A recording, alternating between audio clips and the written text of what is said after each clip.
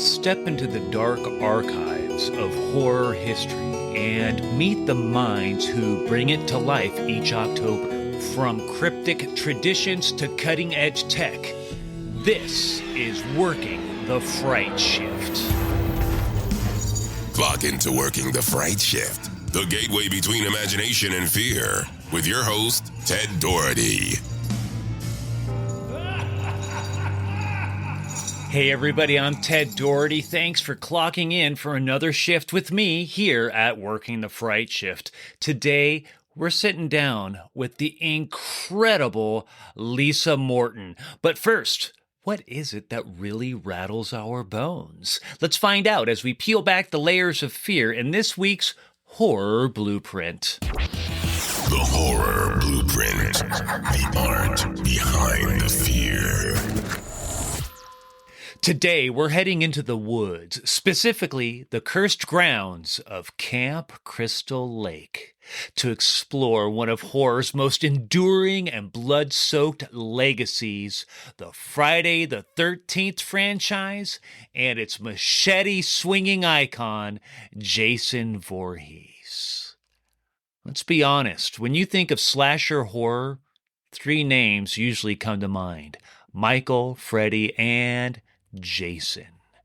But Jason Voorhees, he is the brute force of the trio, the silent juggernaut, the face behind the hockey mask that became a symbol of terror across generations. Let's take a quick stroll through the franchise, one scream at a time, starting with Friday the 13th, 1980, the one that started it all. But surprise, Jason isn't the killer here. It's his mother, Pamela Voorhees, avenging her son's death. This film set the tone for the slasher boom of the 1980s. Then there was Part 2, 1981. Jason steps into the spotlight, sack over his head, seeking revenge for his mother's death, the birth of a horror legend. Then there was Part 3 in 1982. Jason gets his iconic hockey mask. The film was in 3D, and while it was pretty gimmicky, it cemented Jason's visual identity. Then there was the final chapter, 1984. Spoiler alert, it wasn't, but it did introduce Tommy Jarvis, a recurring character and Jason's most persistent foe. Then there was a new beginning in 1985. A copycat killer takes the reins. Fans were generally not very thrilled. Then there was Jason Lives in 1986. Jason is resurrected Frankenstein style. This one leans into supernatural horror and self-aware humor.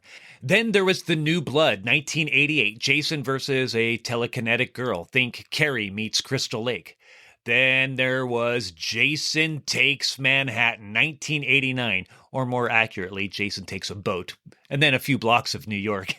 Then there was Jason Goes to Hell, 1993, a body-hopping demon Jason. Yes, it was different, but it did expand the mythology. Then there was Jason X, 2002, Jason in Space. Yes, of course, Jason in Space. It's campy, it's ridiculous, and does have a cult following. Then there was Freddy vs. Jason, 2003, a crossover event decades in the making. Two horror titans clash in a dream-fueled bloodbath. Then there was Friday the 13th in 2009, which was a reboot that streamlined the first few films into one. Brutal, fast-paced, and a modern take on the legend. While the Friday the 13th franchise evolved wildly in tone, style, and even setting, from grim campfire slashers to space-bound survival horror, each sequel played a crucial role in cementing Jason Voorhees as a horror mainstay. The film's popularity surged despite, or perhaps because of, their unapologetic embrace of slasher tropes, the escalating kill count, inventive gore effects, and the mythologizing of Jason himself. Audiences came for the scares but stayed for the ritual, the familiar beats, the suspenseful pacing, and yes, that unmistakable sound cue that signaled Jason was near. And that brings us to one of the series' most quietly powerful tools. It's music. From the original's chilling ma, ma, ma. That whisper motif to the jagged string hits that mimicked Jason's violent intent. The soundscape of Friday the 13th is as iconic as his mask. The music was crafted by composer Harry Manfredini. He created it by whispering kill and mom into a microphone, inspired by Pamela Voorhees' line, "Kill her, mommy," from the original 1980 film. That eerie motif became Jason's sonic calling card, used to signal his presence and build unbearable tension. Manfredini scored most of the early films, but later entries like Jason Takes Manhattan incorporated more synth and rock elements, including the track The Darkest Side of the Night by Metropolis, which gave the film a late 80s urban edge. The 2009 reboot blended Manfredini's classic cues with a modern, aggressive score to match its faster pacing and brutal tone. Now, beyond the films, there's been spin-offs, video games, and merchandise. Jason's machete has slashed its way into every corner of pop culture. There was a TV series, Friday the 13th, the series from 1987 through 1990, had nothing to do with Jason, but carried the brand's creepy tone. Then there were video games. The 2017 Friday the 13th, the game, became a multiplayer cult hit, letting players either survive Jason or become him. There's been tons of merchandise, from action figures to plush dolls to Halloween costumes. Jason is a merchandising steamroller. His mask alone is a Halloween staple. He's all over pop culture. He's been parodied in The Simpsons, Robot Chicken, and countless other shows. And he has also been at theme parks. Jason Voorhees has been slicing his way through Halloween Horror Nights for decades, both in Orlando and Hollywood. At Universal Orlando Resort, he was featured in 1992 and 1993 in Bill and Ted's Excellent Halloween Adventure 1 and 2. Jason made cameo appearances in these pop culture parody stage shows. Then in 2007, Friday the 13th, Camp Blood, Jason's first dedicated haunted house. Guests walked through Camp Crystal Lake, encountering Jason in various kill scenes. And then in 2015, Freddy vs. Jason. That was inspired by the 2003 film. Guests were caught in the crossfire between two horror icons. And then in 2015, All Night Dyin' double feature Scare Zone. Jason appeared in the silver screen section. And then 2025, Jason Universe. This is upcoming as this is being recorded, and it is described as a brand new haunted house celebrating 45 years of carnage. This immersive experience takes guests through Jason's cabin, the main lodge, and the haunted woods of Camp Crystal Lake. Over at Universal Studios Hollywood for their Halloween Horror Nights, there was 2007 Friday the 13th Camp Blood. Similar to Orlando's version, this house recreated Jason's most brutal kills in a chilling walkthrough. Then in 2009, Friday the 13th, Kill, Jason Kill, a sequel house that amped up the gore and featured scenes from multiple films in the franchise. Then the next year, 2010, Friday the 13th, Kill, Jason Kill, which was an encore. The house returned with minor updates due to popular demand. Then in 2015, Freddy vs. Jason. Like Orlando, this house brought the two titans together in a dream-fueled nightmare. Then 2025, Hollywood is also getting Jason Universe, same concept as Orlando's house, and he's probably been at these events in more and different ways, but you get the idea. He's been there a ton. Jason Voorhees is more than a slasher villain. He's a cultural archetype. He embodies the fear of isolation, the consequences of neglect, and the unstoppable force of vengeance. The franchise helped define the final girl trope, pushed the boundaries of gore and practical effects, and proved that horror could have a formula while still being endlessly inventive. Friday the 13th is a prime example of cult horror success. It's not about critical acclaim, it's about resonance. These films tapped into primal fears and created a mythology that fans could obsess over and celebrate. Cult horror thrives because it dares to be bold, weird, and unapologetically bloody. It lives in midnight screenings, haunted houses, and the hearts of fans who wear hockey masks every October. Jason may not speak, but his legacy screams within the horror blueprint. We've disassembled the mechanics of fear in the horror blueprint. Now, let's meet a mind who has not only engineered it, but studies it to the highest degree. Lisa Morton is a 6-time Bram Stoker award-winning author, screenwriter, and internationally recognized Halloween historian whose work has illuminated the eerie corners of folklore, paranormal history, and haunted traditions. From writing the Halloween Encyclopedia to calling the spirits a history of seances, Lisa has become a go-to expert for media outlets like NPR, CNN, and the History Channel. Her passion for the scary season is matched only by her full knowledge of its origins, rituals, and cultural evolution. Whether she's exploring haunted houses or dissecting ghost lore, Lisa brings scholarly insight and playful enthusiasm to every cobwebbed corner of Halloween. This week's Fear Architect ties our fears to the past. Fear Architects, crafting worlds of terror. Welcome to Working the Fright Shift. Lisa, thank you so much for being here today. It's an honor to have you on this show. Thank you. First off, how you doing? Where are you calling from? I am up in the northern end of the San Fernando Valley, up in the foothills a little bit, so essentially LA. Very cool. And how are you doing? Are you doing all right? I'm doing all right. A little tired today, but, when you work at a used bookstore after a Saturday, our bookstore Saturdays are crazy, and it always takes all the whole staff recovers on Sundays. Oh, well, I'm glad that you took the time on your day off to join us. I do have some questions for you. You ready? I'm ready. All right.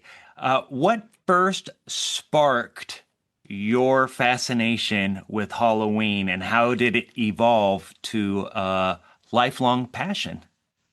I call myself one of those weird kids who, as a little girl, when we were all supposed to be princesses, I wanted to be a monster. And I grew up in the San Gabriel Valley. I'm a lifelong Californian. And during the 60s, giving away my age, and it was like a golden age of trick or treat. It was so fun. And it was back before parents, had to go with the kids on that special night. And it was just empowering. And I loved Halloween as a kid. I kind of fell into the study of it by accident, though. As an adult, I had written a book about a film director. And the publisher that did that book said, "Hey, do you want to do another book with us?" And I looked at their recent catalog listings, and they had just put out something called a Christmas encyclopedia.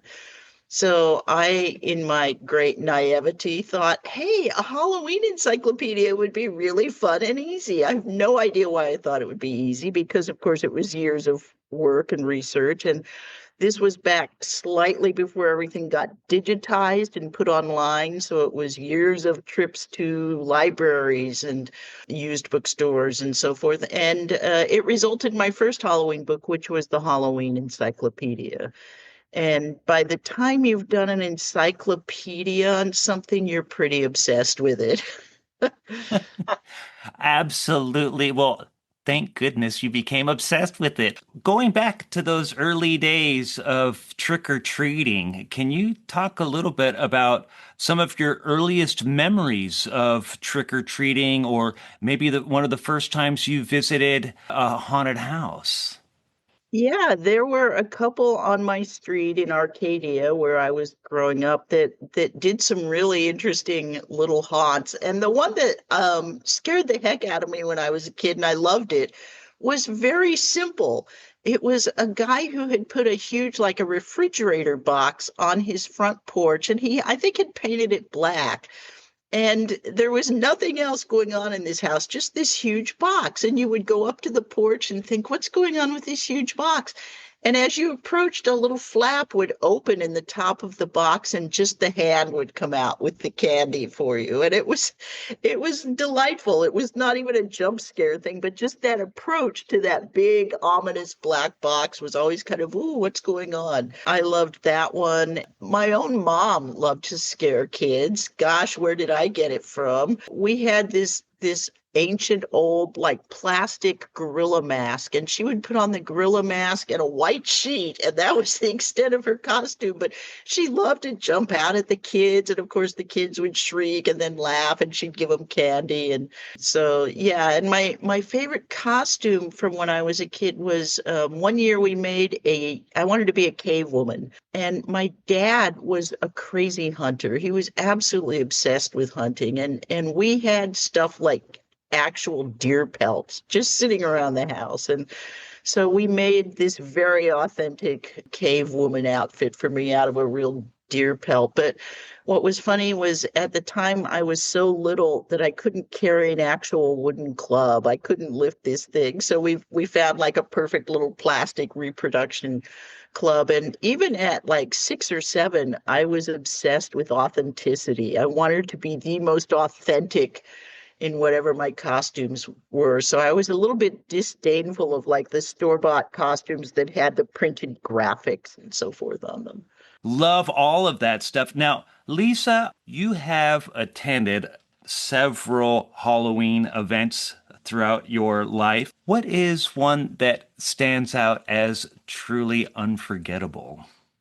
Well, of course, we both love Midsummer Scream, and one of my favorite times was being on a stage at Midsummer Scream with you.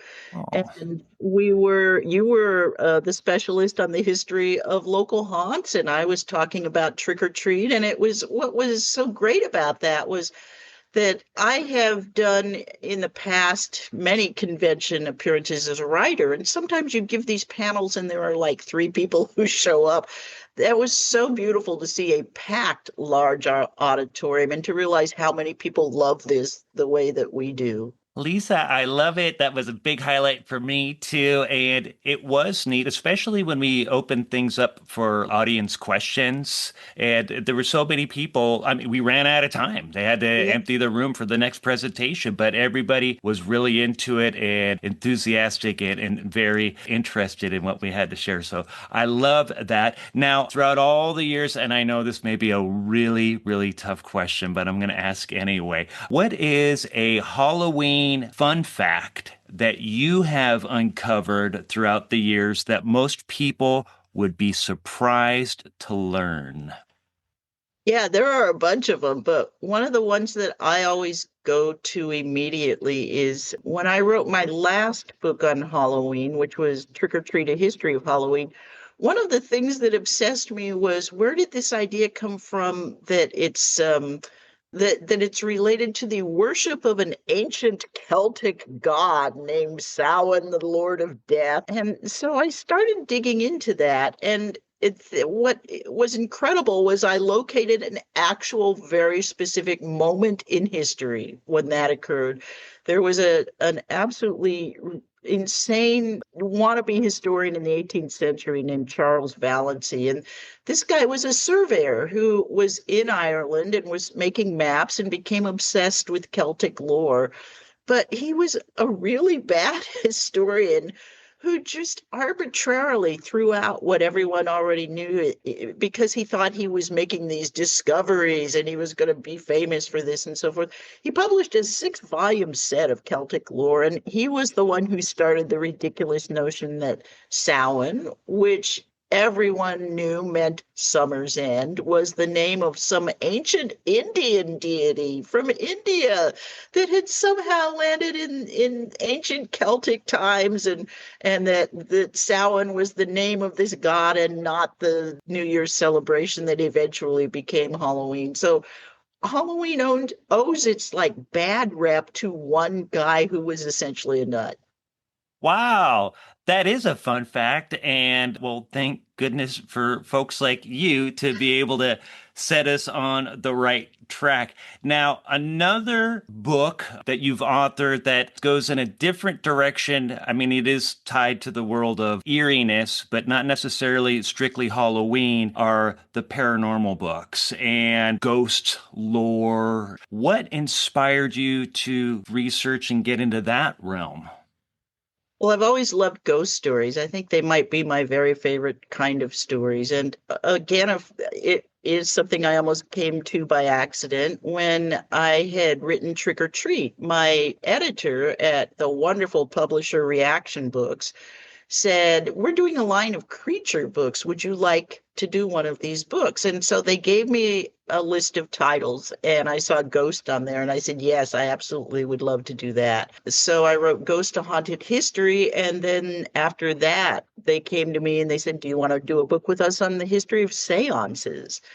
And that seemed like a natural segue. And that one was really fun to research because I had no idea what a history of both fabulous personal connections. I mean, a lot of the people who invented the seance in the mid 19th century all knew each other, and there were these odd and interesting relationships. And, like even the thing later in the 20th century where Conan Doyle, the creator of Sherlock Holmes, and Houdini were best friends until they had a huge parting of the ways. And so it was really fun to research that. Also, the history of fraud that's involved with seances was fascinating. And the way that people who believed in spiritualism, which was the religion related to this, believed in it so much that they would put aside common sense, felt really relevant to me. So that made it really interesting to write that book as well.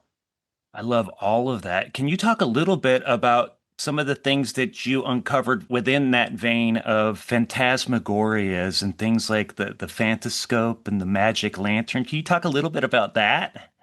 Yeah, the Phantasmagoria shows were fascinating, and in some respects may have been an early forerunner of our modern haunt for sure. They were held mainly around the end of the 18th century was when people were loving these, and they started in France. I forget the name of the actual inventor of the projector that they were using, but this guy would set up these shows in actual graveyards sometimes in Paris, on the edges of Paris, among the tombs.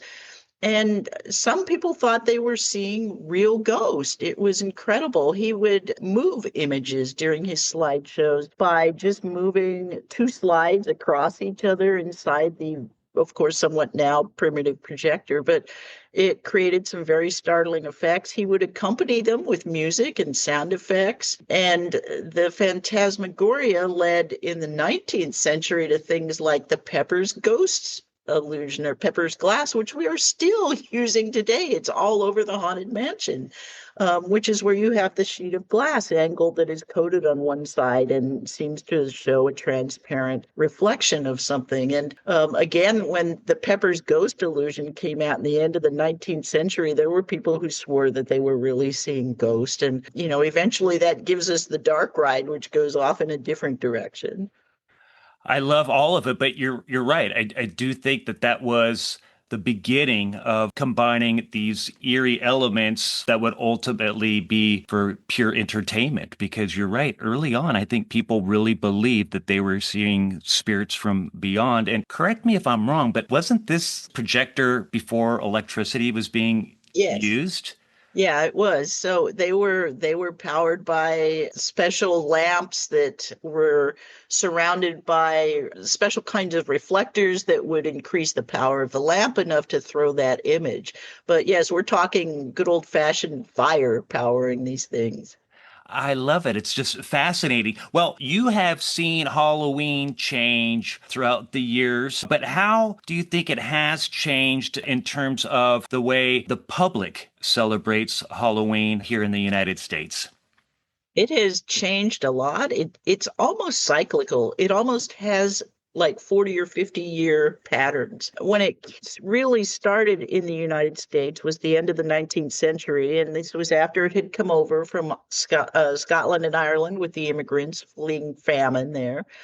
And it started as mainly a celebration for children, and they were fun little parties.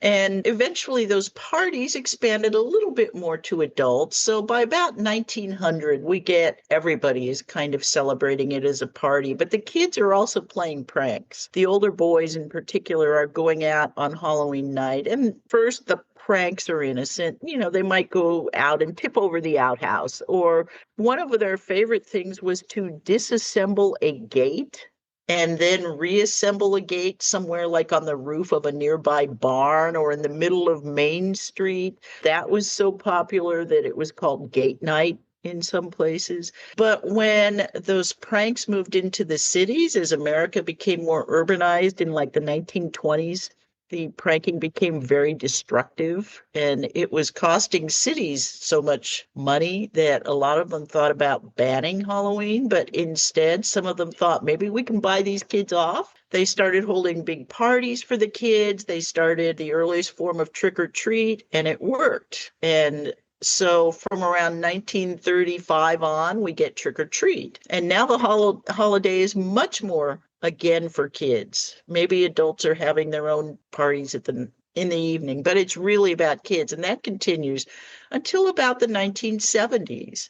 And then in the 70s, we start to get counterculture groups that are reclaiming it for themselves and again, turning it into a more adult themed thing. And then, of course, we also get the amusement parks about this time are coming along here in Southern California and saying, we have these slow times in the fall. What could we do to generate a little income in the fall? And of course, it starts with knots, as you well know, being the expert there. And then it moves on, and that creates our haunted attractions industry. And so by the time we get to 2000, it's now less about trick or treat almost, especially in many areas of the country, and more about the adult celebration with the haunts and the film industry playing to Halloween. And what's interesting is that trick or treat has not died off, of course, but it's become very regionalized, which is something I didn't quite expect. And I get these reports from all over the country every year about, oh, they do it in this one little tiny area of my city and a little tiny area here. And here, I know in the Valley, it seems like it's all centered around Toluca Lake, and certainly Beverly Hills draws a lot of trick-or-treaters as well. And the other thing that we've seen over the last just 20 years is how it has expanded all over the world. Which was something I did not expect at all. It was a huge difference just between the writing of two of my books,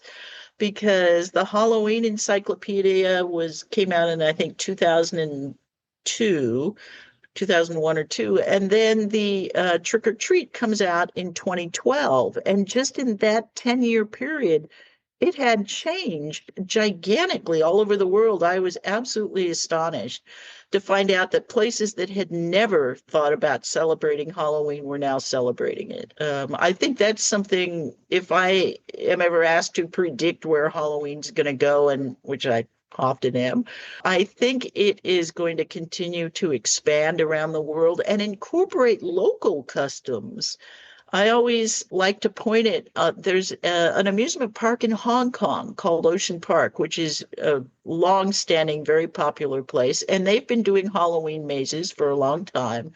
But a couple of years ago, they did one themed around Buddhist legends. So you actually did a walk through Halloween haunt that took you through levels of Buddhist hell. And Wow. that's something that I think will continue to grow, is the local haunts that take on the flavor of their own homestanding traditions and lore. I think it's all fascinating, and you're right, globally, it has become a thing, even at their different theme parks and being reflected within their various communities. Can you talk a little bit about, we all lived through 2020, and it seems to me, though, and I'd love to get your thoughts about how it seems we survived it. We found ways to survive it through Halloween, surviving it, but also it rebounded, and it seems to have really exploded right back on track, if not even more so than 2019. What are your thoughts about that? Yeah, it's funny that these big world traumatic, or at least nationwide traumatic events happen like 9/11 and like COVID, and people always say, oh, that's it, it's over for Halloween. And instead, it comes back stronger than ever. The year of 9/11 was, this terrible thing happening just a month and a half before Halloween, and people thought it would not happen that year. And it was huge that year because people wanted to dress as firemen and doctors and rescuers. And I think the same thing happened in terms of COVID, where people couldn't really celebrate it in 2020. So, of course, by the time you get to 2021, even though the pandemic was still somewhat in effect, people wanted to get out of their houses. And what better way to get out of your house than to dress as something that you find empowering and go out and celebrate with candy if you're a kid, or with friends, and liquor if you're an adult, or a great haunted attraction. And it was kind of interesting to me to see what people did with haunts in 2022. I actually predicted there might be more virtual haunts that year, but instead we saw drive-through, which I thought was incredible. And I loved how watching the holiday adapt to that was interesting. And yes, ever since, it has come back stronger than ever. And by the way, in terms of my other specialty, there's something odd that came out of COVID, which was people being stuck in their houses for a long period of time, where often they're not, they're working every day, they're going out on the weekends. But suddenly when you're in your house, you're looking around going, what was that creak? I've never heard that before. In belief in the paranormal exploded, which it almost always does anyways during a traumatic event. But you combine that with people being housebound, and it really, paranormal belief burgeoned gigantically as a result of that. I had no idea. That's fantastic. That it makes sense, Yeah. but I did not realize that. That's fascinating. Lisa, I have just a couple small lighthearted questions for you, and then we could wrap it up. If you could attend any historical Halloween celebration from the past, which one would you choose and why? Oh, that's a good question. From the past. Boy, there are so many I would love to go to, but I think I'm going to go all the way back and say I'd love to be 2,000 years ago at a Samhain celebration somewhere in Ireland. It's something that we still know so little about. And to be in the heart of one and actually see how they celebrated it in person would, I think, be the ultimate Halloween historian's dream. Yeah, I'm right there with you. I would definitely try to do that. Now, if you have been cursed to haunt one place forever, where would you choose and how would you decide to spend eternity there? Oh, it's almost a stereotyped answer, but I think I have to say the Queen Mary, because I love the Queen Mary, and I figure at least I would have lots of company there. Oh, I love it. I love the Queen Mary too. It's got such a great vibe. I've done a lot of work with their Dark Harbor event and spent a lot of time in those creepy underbelly rooms of that ship, and it's got a really awesome vibe. Lisa, where can people find out about you if they want to learn more about all of your wonderful books and all of your writings and all of that good stuff? It's pretty easy. It's lisamorton.com. From there, you can check out my Substack, which is also Lisa Morton. And I produce a free author newsletter that comes out every month, but I also have a little section for paid subscribers on the history of hauntings. Lisa, thank you so much for working the Fright Shift. Thank you, thank you, thank you. Oh, thank you, Ted. It's always a delight to talk to you. Lisa, the pleasure is always mine. Lisa Morton, an absolute fear architect. Thank you again for shaping those shadows for us. Now, we move from architect to archive, where history haunts louder than screams, and where I trace the specters that have redefined my own approach to creativity and echoes of the past. Echoes of the past. The origins of scare experiences. Are you ready to uncover the origins of one of Halloween's most iconic legends?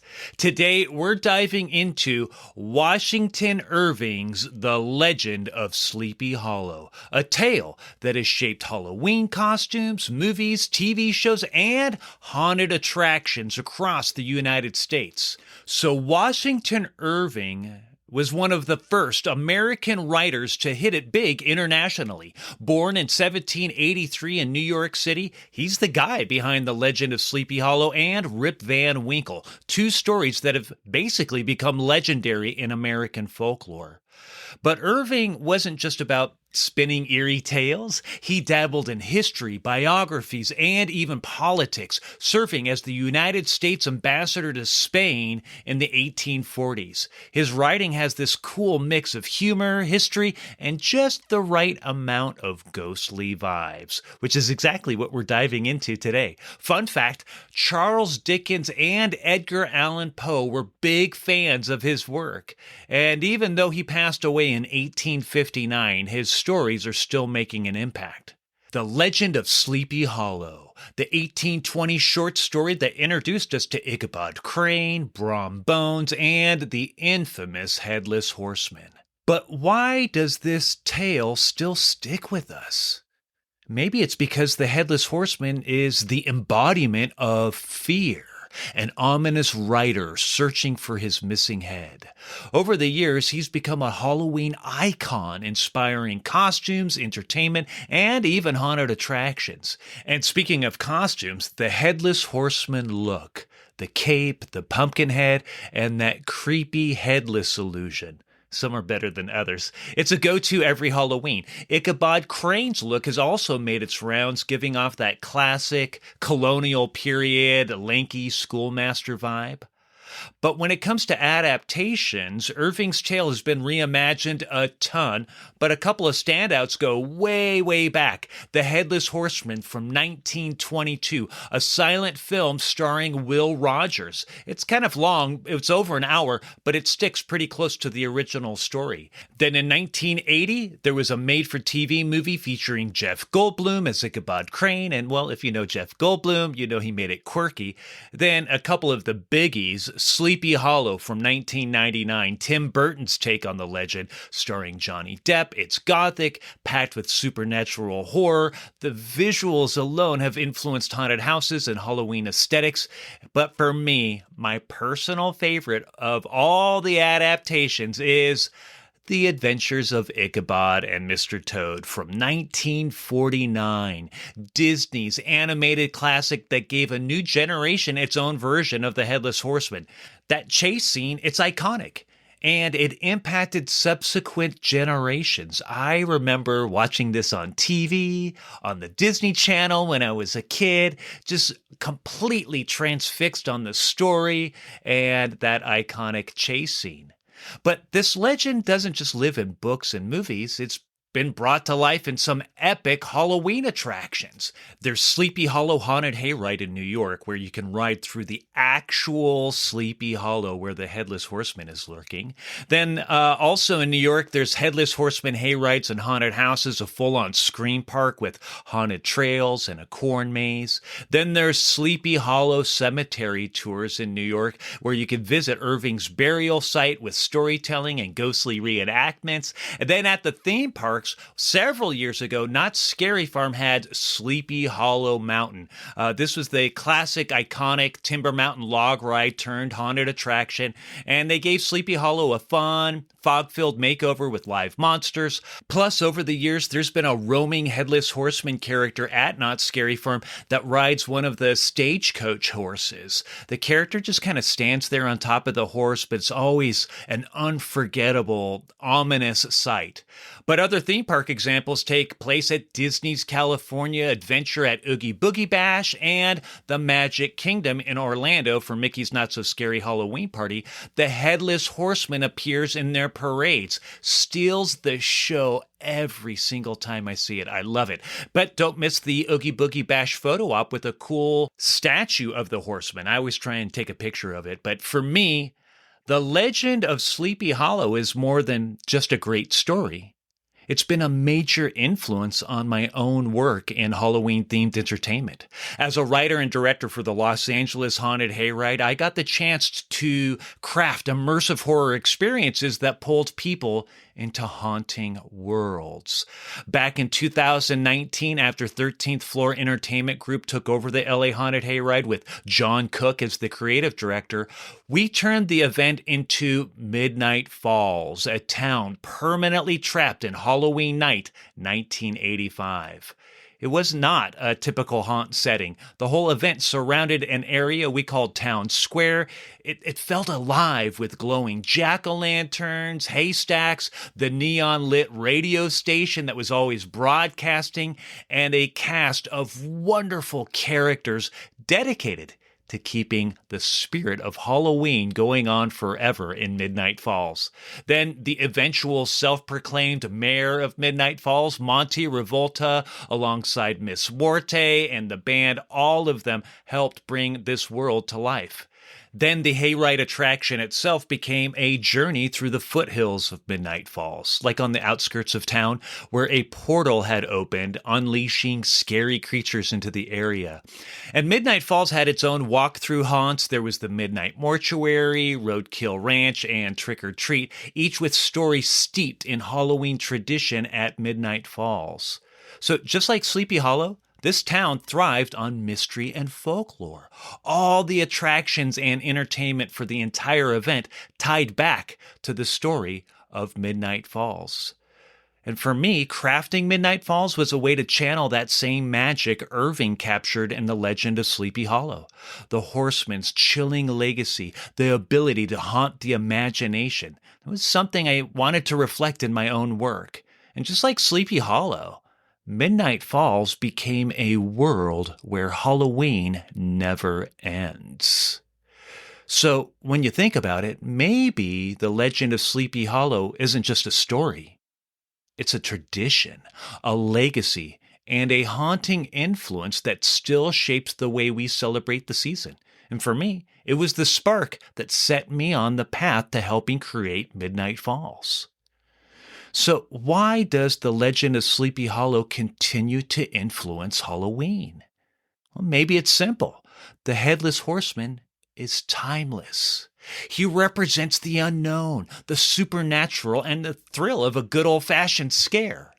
Whether through costumes, movies, pop culture, or haunted attractions, Irving's tale remains a cornerstone of Halloween culture. And because of all of that, it resides among the echoes of the past.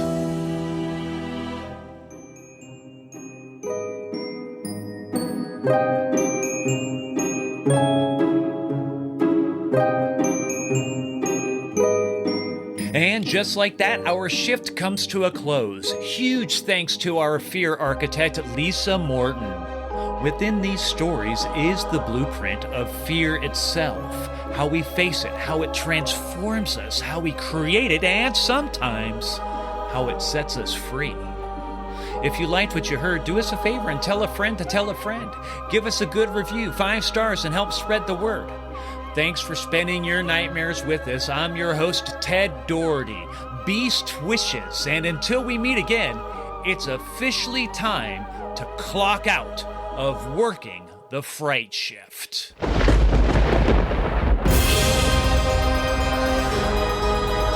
Working the Fright Shift is written and produced by Ted Doherty. No portion of this recording may be reproduced, distributed, or transmitted in any form or by any means without the prior written and express permission of the producer. All opinions expressed in this recording are solely those of the individuals and do not necessarily reflect the views of the producer or affiliates. For more details, visit www.workingthefrightshift.com. Copyright 2025, Ted Doherty. All rights reserved.